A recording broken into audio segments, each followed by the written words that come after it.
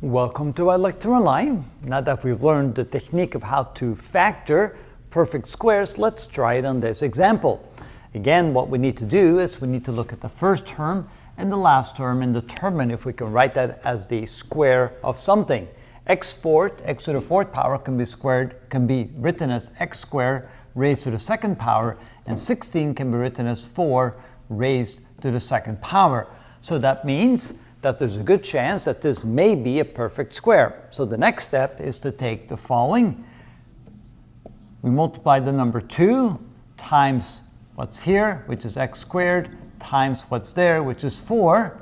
And notice that 2 times 4 gives us 8 times x squared. This is 8x squared. And notice that it's exactly the same as the middle term, which means that, yes, indeed, that is a perfect square. So now we know how to factor that.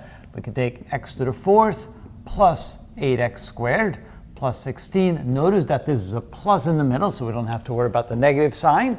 So this can now be written as the first x squared plus, because we have a plus there, and on the second one here, 4 quantity squared, and this is then the factored form of this perfect square trinomial, and that is how it's done.